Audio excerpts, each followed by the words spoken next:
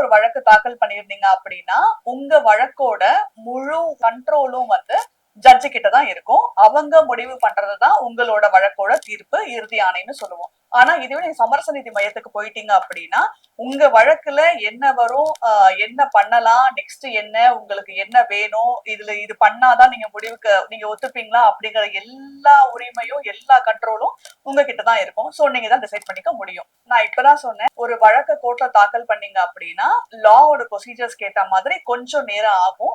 அதனால கொஞ்சம் தாமதம் ஏற்படும். ஆனா சமரச நீதி மையத்துக்கு போயிட்டீங்க அப்படின்னா நீங்க பார்ட்டிஸ் டிசைட் பண்ணிக்கிறது தான். சோ இதுல வந்து நேரம் கம்மியா ஆகும்.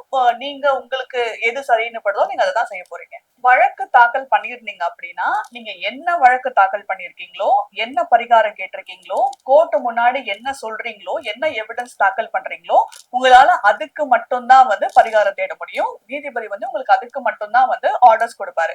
ஆனா நீ சமரச நீதி மையத்துக்கு போயிட்டீங்க அப்படின்னா நீங்க எதுக்காக போனீங்களோ நீங்க அதுவும் ஹேண்டில் பண்ணிக்கலாம். அதே மாதிரி அதனால உங்களுக்கு வேற ஏதாவது கான்சிக்வென்ஷியல் இஷ்யூஸ் வந்துச்சு அப்படின்னா நீங்க அங்கேயே பேசி சார்ட் அவுட் பண்ணிக்க முடியும். ஏன்னா அங்க வந்து நீங்க தான் வந்து அட்வொகேட், மீடியேட்டர் தான் வந்து உங்களுக்கு ஹெல்ப் பண்ணுவாரு. இதுதான் கோர்ட்டோட ப்ரொசீஜர்ஸ்க்கும் கன்சிலியேஷன் ப்ராசஸ்க்கும் உள்ள டிஃபரன்சஸ்.